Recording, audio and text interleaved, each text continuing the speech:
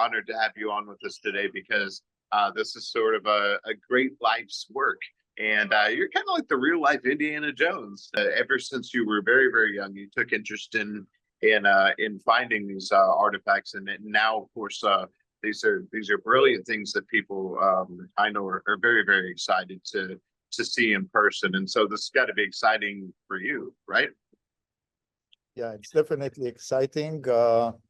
I started to collect antiquities at the age of 9. So I'm lucky that I had a long time to collect a lot of pieces.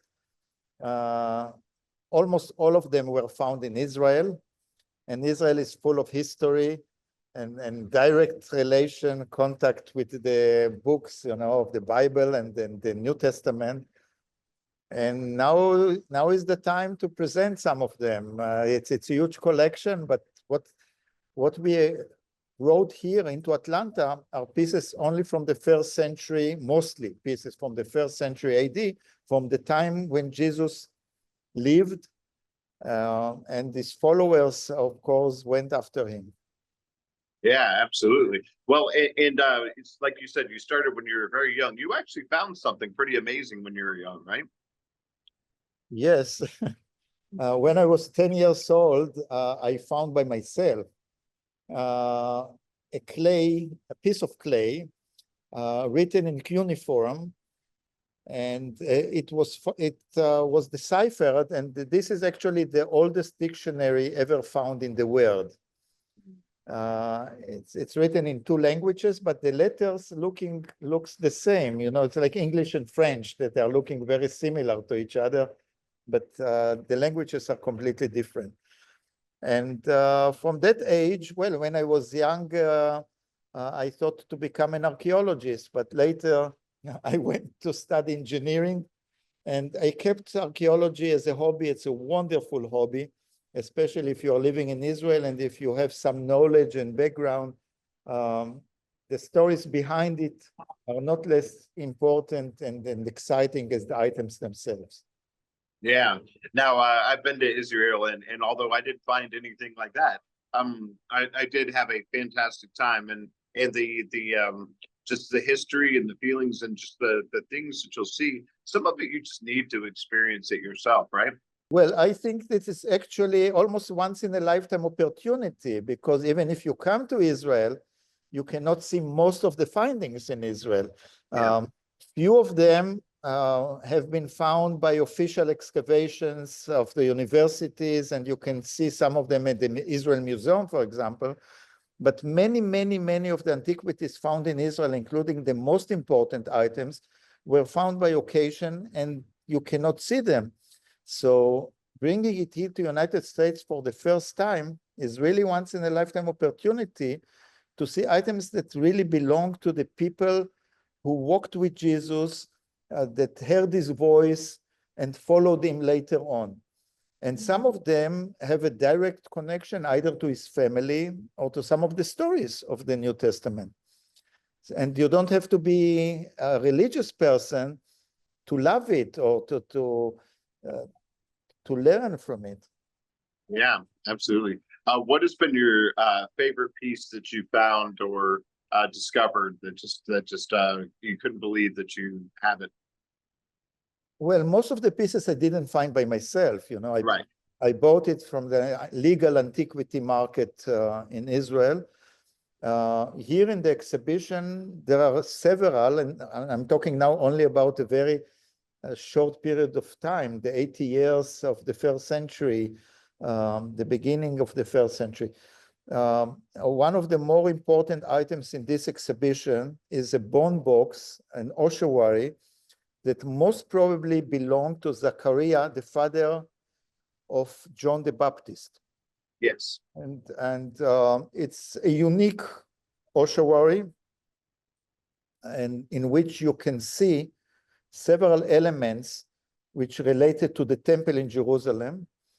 And you can see an object which is hovering in the temple, which is most probably represent the wing of God, which means that the person whose bones were interned into this bone box, into this ossuary, was a priest in the temple of Jerusalem. and he was protected by God. And with the name Zachariah, in this specific spelling, it's almost for sure that it belonged to the father of John the Baptist. So this is, for example, a unique piece from any point of view. And there is another one which went famous in previous years, which most probably belonged to James, the brother of Jesus of Nazareth. And luckily, fortunately, we can now authenticize all of those items with new techniques, new science technology. And that's also we presented here in the exhibition. So the exhibition is much wider than just looking at items.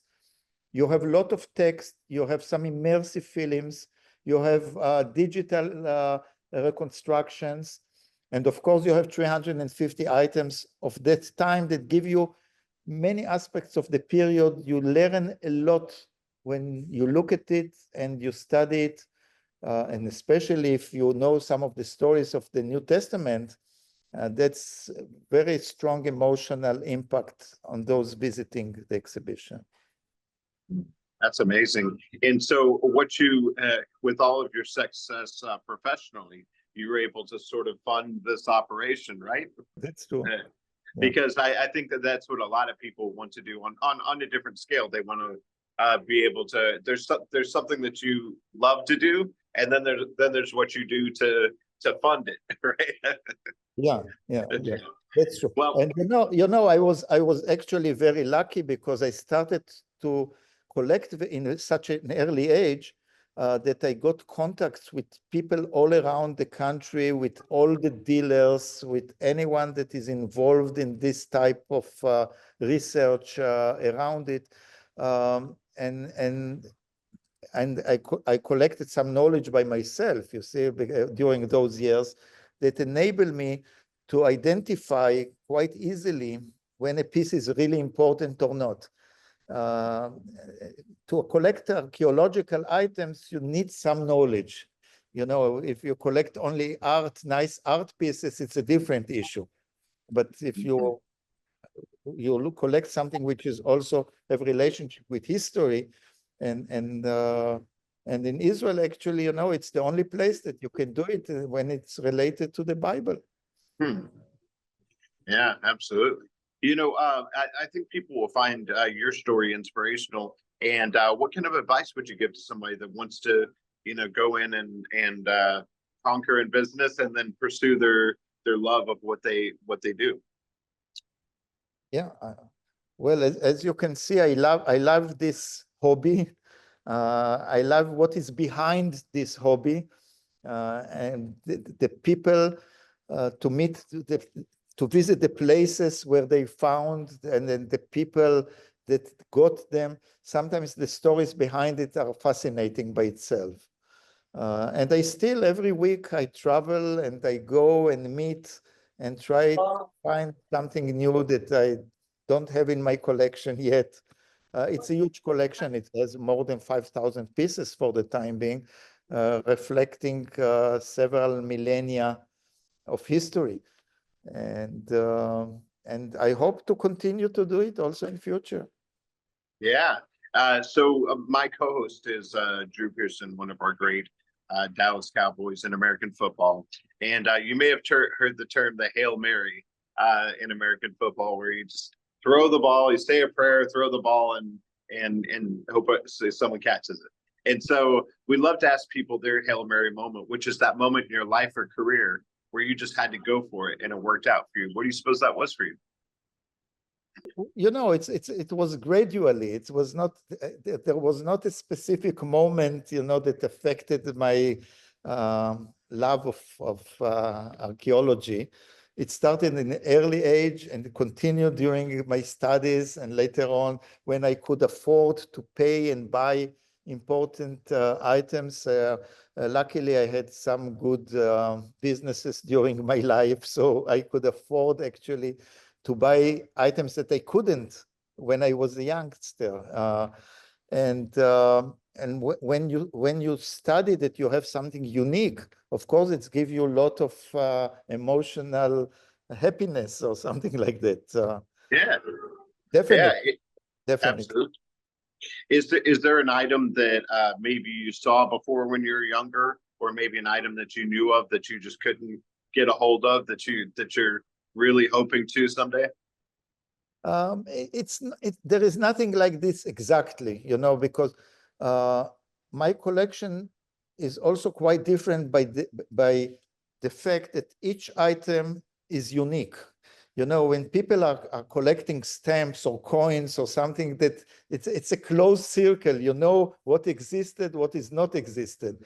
In archaeology, surprises can come every day. And every piece is a unique piece. It's made by a person, for a person. And that's one of the fascinating elements in this kind of hobby, of collection. In most hobbies, you see, even in paintings, we know exactly how many paintings Picasso did by his hand. So, for some people, they would like to have 5 of them instead of having 1 of them. But in archaeology, it's different because you don't know what future will bring you. Absolutely. So you're a very successful businessman, and we talk to a lot of business leaders, and we love to find out what it is that they keep in mind that keeps them on the right path, that keeps them focused. Is there something that you think about or pray about or keep them? I'll tell you, yeah. I hope that one day, and I've already started with this project, I want to document the thousands of important pieces that are held now by private people all around the world and sometimes by museums. And they are not documented well, and scholars cannot even reach them. They don't know even that they existed. And I documented already several thousands items from my collection and several thousands of items of other collections. And I hope that within 2 or 3 years, I shall be able to publish all of them and to enable the public and students, of course, and definitely scholars to have it in front of them. So they will, in seconds, with new technology, you will be able in seconds to see where are the pieces now are spread all around the world. That's great. And of course, this is going on tour. Will we see this in the great state of Texas or in California here? Yeah, I definitely think that in future it will go probably to Houston and maybe to California. That's a natural, these are natural states, to have such an exhibition, no question. Yeah. Well, last thing, what is it that you're hoping that people will think about or take away or feel from seeing this wonderful exhibit? I think that people study a lot by looking at and learning a lot from being in such an exhibition. It depends, of course, what do you believe, and it doesn't matter what do you believe. Everyone takes something different. The stories are coming alive. You see exactly how people, the culture of the people, how Jewish during the time of Jesus was a Jewish person, and how the people during his life behaved, and how did the cup that he held in the Last Supper look like, and it was not made of gold or diamonds as Indiana Jones imagined.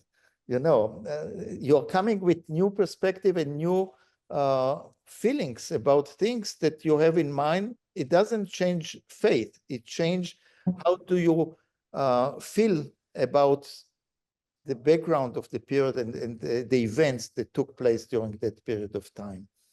And almost everyone that is coming, that doesn't matter what age he is coming, is very surprised actually, and very impacted emotionally by visiting such an exhibition.